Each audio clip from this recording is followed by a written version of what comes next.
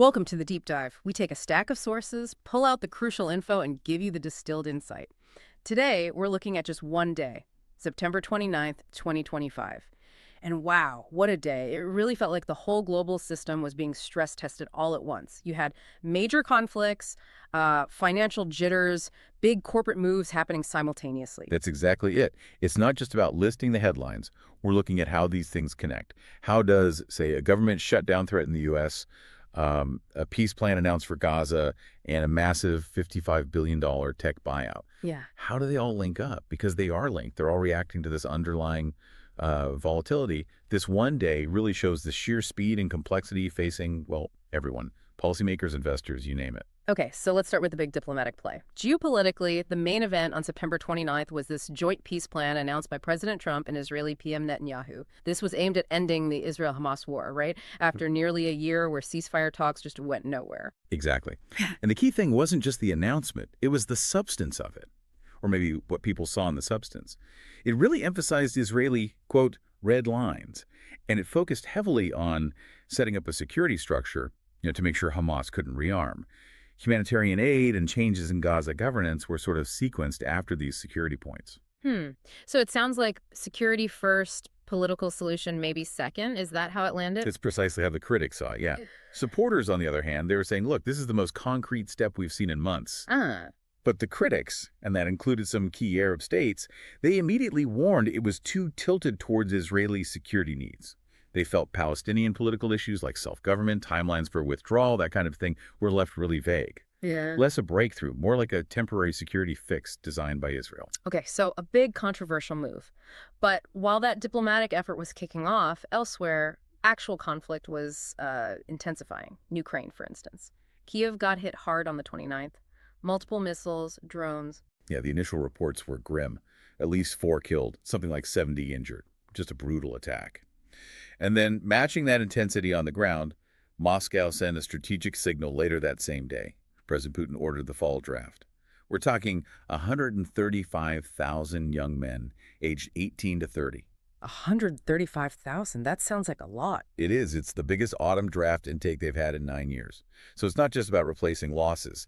This signals pretty clearly that Moscow is planning to sustain this conflict for the long haul.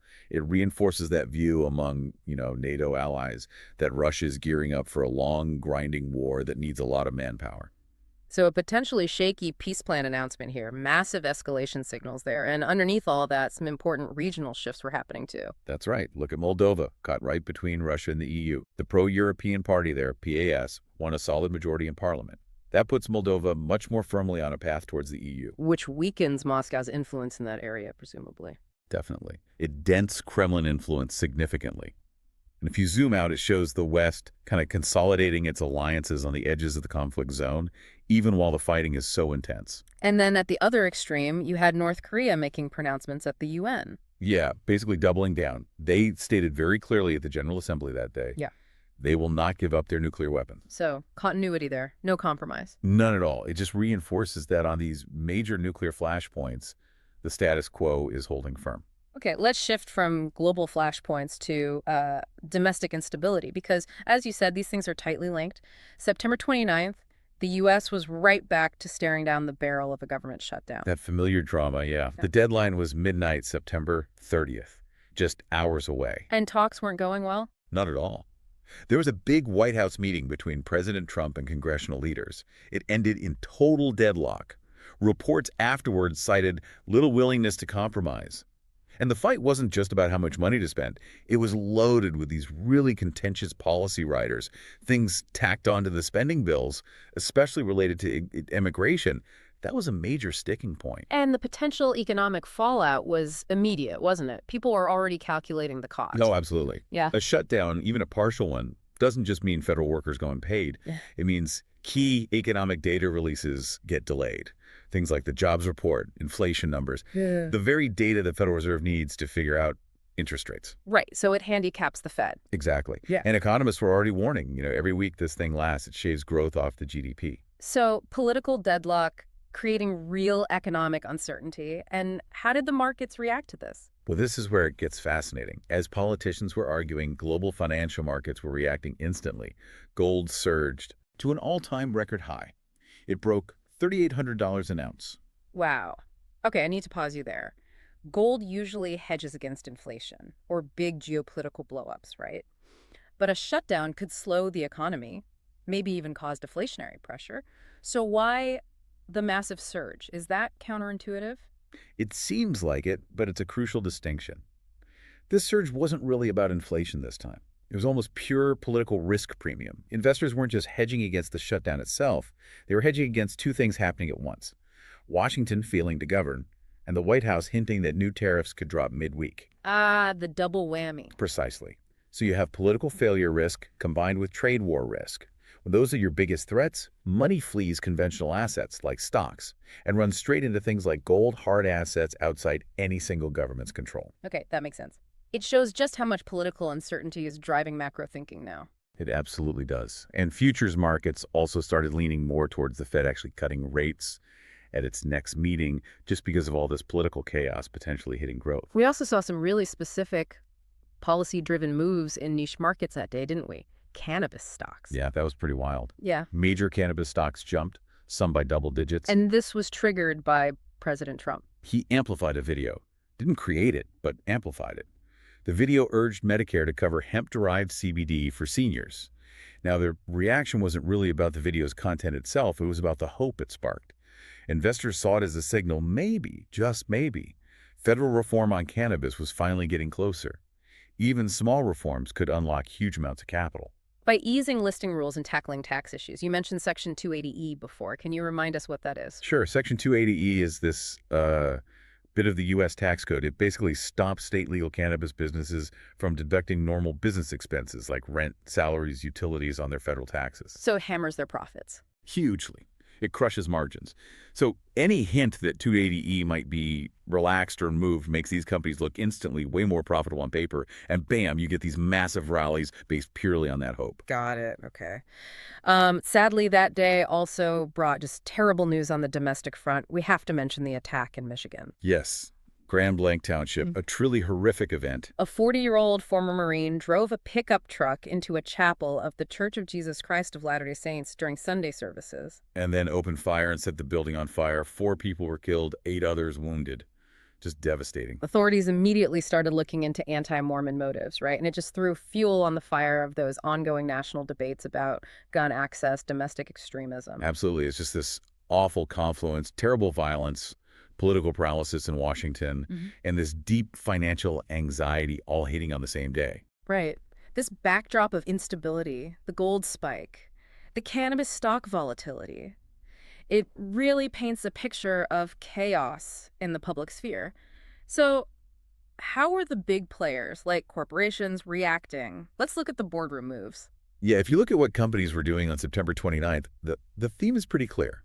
They were trying to find stability, fleeing public market volatility, seeking reliable capital, looking for regulatory clarity where they can find it. And the biggest example was probably in tech, Electronic Arts, EA. Huge news. EA agreed to be bought out, taken private. A massive leveraged buyout valued around $55 billion. $55 billion.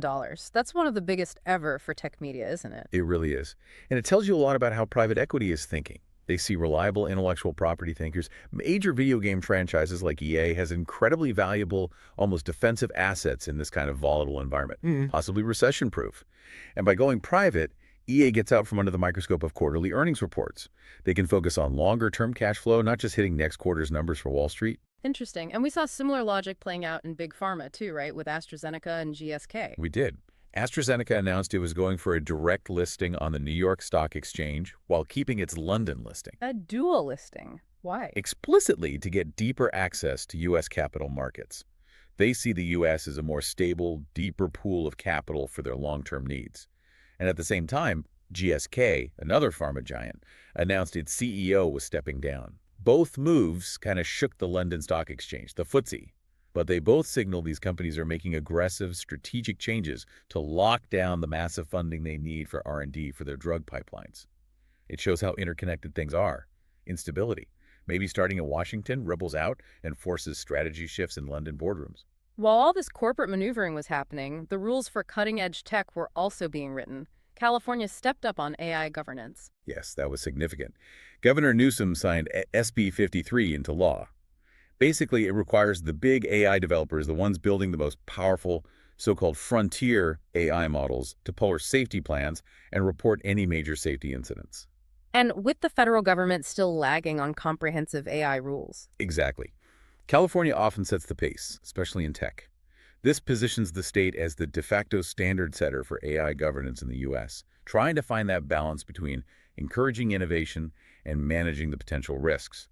Where California goes, others often follow. Okay, so regulation moving forward. But the digital world also faced immediate threats that day, a wave of cyber attacks. Yeah, hitting the UK and Europe particularly hard on the 29th. We saw several incidents. Sensitive data was stolen from a company operating nurseries in London.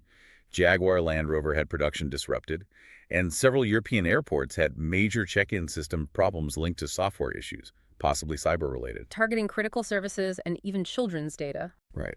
Officials were condemning it, obviously. But the key takeaway is how these attacks highlight supply chain vulnerabilities. One weak link in a software provider or a part supplier can cause massive, costly disruptions across major industries. That's the new reality. And security concerns weren't just digital. They spilled over into the physical world, too, with drones. Yes, in Denmark, they announced a blanket nationwide ban on drones. Nationwide! It was ahead of a major European summit being held there. They explicitly cited security concerns, needing to protect airspace against, quote, hybrid activity. It just underlines how this cheap, easily available drone technology has become a real headache for security services everywhere. It forces these really broad, sweeping responses. Okay, so we've covered the political turmoil, the financial reactions, the corporate strategies, the digital risks. Let's layer in the environmental backdrop, because climate risk is increasingly part of this whole macro picture, isn't it? Absolutely. It's not separate anymore. And on September 29th, you had late-season Atlantic storms causing problems. We had Tropical Storm Imelda near the Bahamas and Hurricane Humberto further out. Right. And the issue wasn't just the individual storms, it was their combined effect. The swells from both storms met along the U.S. East Coast.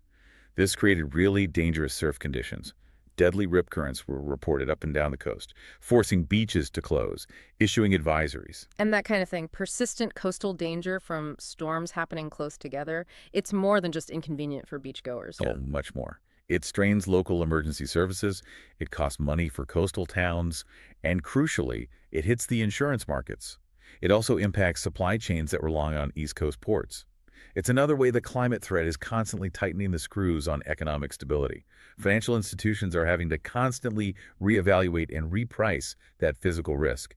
#outro. So looking back at this single day, September 29th, 2025, this deep dive really shows a world operating under, well, intense maximum pressure. You had geopolitics, global finance, domestic safety, huge corporate deals, the future of AI, cyber threats, even climate risk, all hitting critical points or facing pivotal decisions in just 24 hours.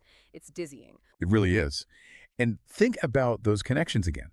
Gold prices surging to a record high because of shutdown fears and tariff talk. Russia ordering its biggest draft in years, signaling a long war. A $55 billion tech company fleeing the public markets for perceived stability, all on the same day. It forces you to ask a pretty fundamental question, doesn't it?